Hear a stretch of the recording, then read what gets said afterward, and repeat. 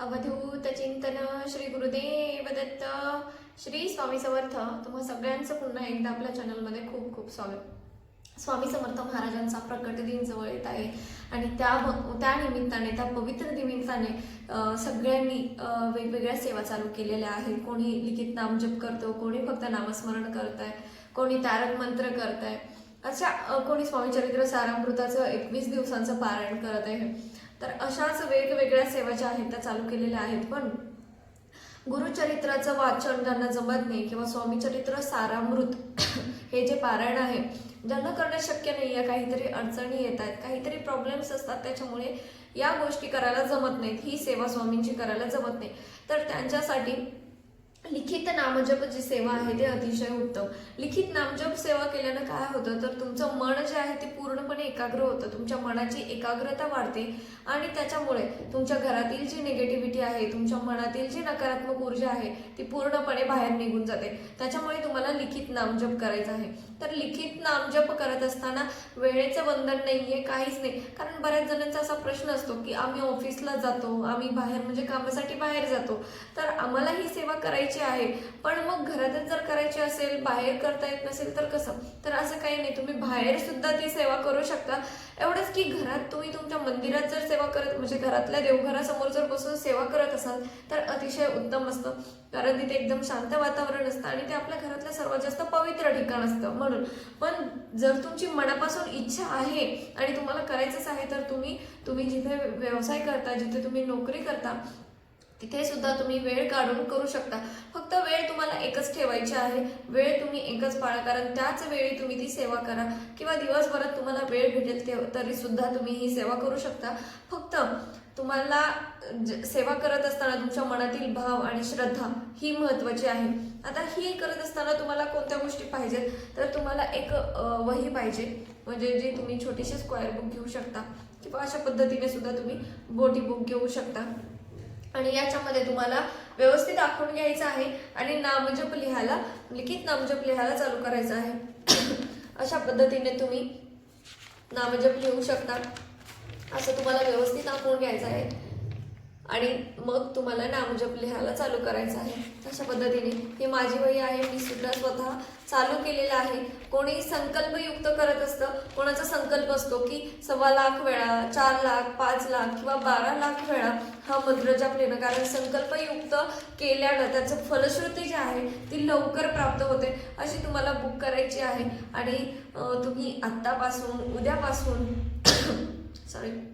याच क्षणापासून जरी तुम्ही लिखित नामजप करायला सुरुवात केली आणि तुम्ही म्हटला की पारायणापर्यंत मला एवढा नामजप करायचा आहे, तिथून पुढची जी तुमची नित्यसेवा असेल ती वेगळी, पण पारायणापूर्वी तुम्हाला 21 दिवसांमध्ये ही सेवा अशी करायची आहे, 11 दिवसांमध्ये ही सेवा एवढी करायची आहे, तर तुम्ही त्याला सुरुवात करू शकता.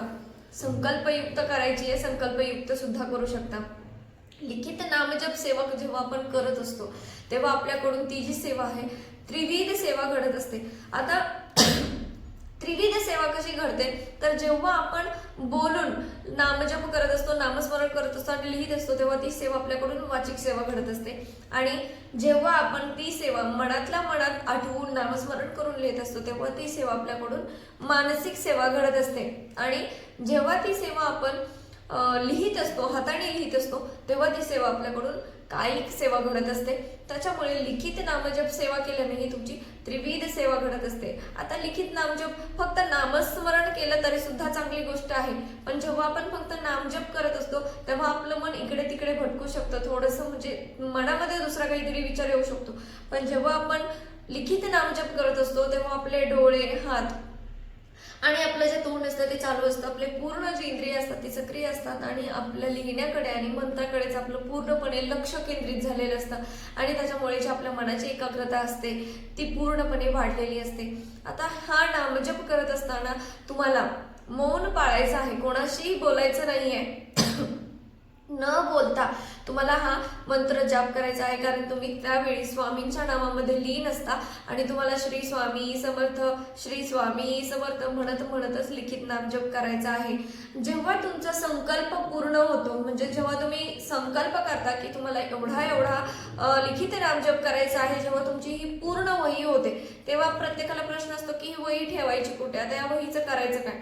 तर तुम्ही ती वही एखाद्या केंद्रामध्ये जाऊन किंवा एखाद्या मठामध्ये, मंदिरामध्ये जाऊन ती वही तिथे दान करू शकता, किंवा ह्या वहीमध्ये आपण लिहित म्हणत ह्या वहीमध्ये जे नामस्मरण केलेलं असतं स्वामींचं, ते एकदम पवित्र आणि एकदम जी ऊर्जा असते त्याच्यामधली, ते एकदम सकारात्मक आणि पवित्र ऊर्जा निर्माण झालेली असते. त्याच्यामुळे ही वही तुम्ही तुमच्या देवघरामध्ये ठेवली तरी सुद्धा चालते, कारण देवघरासारखं घरातलं पवित्र ठिकाण दुसरं नाही. त्याच्यामुळे तुम्ही ही जी आपली नामस्मरणाची जी एकत्रित झालेली पवित्र ऊर्जा आहे ती तुम्ही तुमच्या देवघरात सुद्धा ठेवू शकता. मग अशा किती वया होतील? बऱ्याच वया होतील. जे नित्यसेवेमध्ये ही नामस्मरणाची सेवा करतात, लिखित नामजपाची सेवा करतात, त्यांच्याकडे बऱ्याच वया होतील. तर काही जण म्हणतात की पूर्ण निसर्गामध्ये जी सेवा आहे, पूर्ण निसर्गामध्ये, पूर्ण ब्रह्मांडामध्ये सुद्धा त्या सेवेचा आपल्या नामस्मरण केलेला प्रसार झाला पाहिजे, ती निसर्गामध्ये सेवा आपली विलीन झाली पाहिजे. तर ते कसं, काही जण मग त्याच्यासाठी पाण्यामध्ये सुद्धा सोडतात, कारण ज्या ठिकाणी स्वच्छ पाणी असतं, वाहतं पाणी असतं, त्याच्यामध्ये सुद्धा त्या वहीला सोडून देतात. तर हे न करता तुम्ही केंद्रामध्ये एखाद्या जाऊन ठेवली किंवा तुमच्या घरामध्ये ठेवली तर अतिशय उत्तम.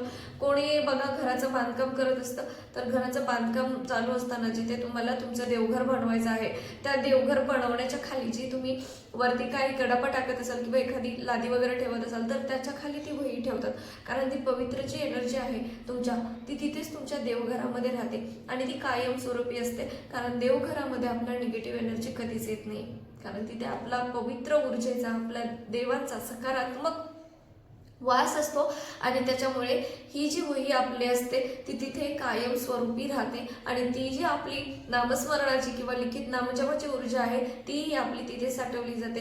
त्याच्यामुळे लिखित नामजप करावा. लिखित नामजप केल्यामुळे तुमच्या त्रिविध सेवा तर घडतच असतात. तुम्ही जर संकल्पयुक्त करत असाल तर तो संकल्पही तुमचा पूर्ण होतो आणि यासाठी वेळेचं, काळाचं कुठलंही बंधन नाहीये. जर तुम्हाला ठराविक वेळेचं बंधन जे आहे की ब्रह्ममुहूर्तावर जर ही सेवा केली तर अतिशय उत्तम, पण त्यावेळी करता येत नाही, काहीतरी अडचण आहे, त्यावेळी तुम्हाला जमत नाहीये, तर ही सेवा त्यावेळी तुम्ही दिवसभरात कधीही करू शकता. आता ही सेवा करत असताना काही नियम असतात. तुम्ही घरामध्ये पूर्णपणे मांसाहार वर्ज करायचा आहे. आता म्हणाल की आपण जेव्हा गुरुचरित्र करतो तेव्हा आपण बाहेरचं काही खात नाही, परान्न काही घेत नाही, तर या सेवेमध्ये असं काही बंधन नाहीये, तुम्ही परान्न घेऊ शकता.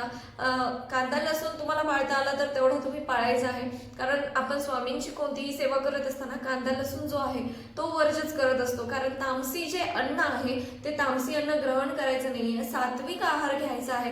कारण जेवढा आपण सात्विक राहतो तेवढी सेवा आपली फलदायी ठरत असते आणि तेवढीच आपल्याला पुण्यप्राप्ती होत असते. त्याच्यामुळे तामसी गोष्टींचा जो तुमच्या आहारामध्ये वापर आहे तो पूर्णपणे टाळायचा आहे, कमीत कमी करायचा आहे किंवा करायचंच नाहीये.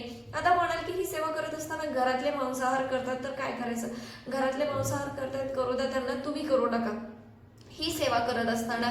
आणि जेव्हा स्त्रियांना मासिक धर्म येतो तेव्हा तुम्हाला ही सेवा करायची नाही, लिखित नामजप सेवा करायची नाही. तुम्ही नामस्मरण करू शकता, स्वामींचं नामस्मरण करायला कोणत्याही गोष्टीचं बंधन नाहीये. तुम्ही स्वयंपाक करताना, खाताना, उठताना, बसताना तुम्ही नामस्मरण हे स्वामींचं करू शकता.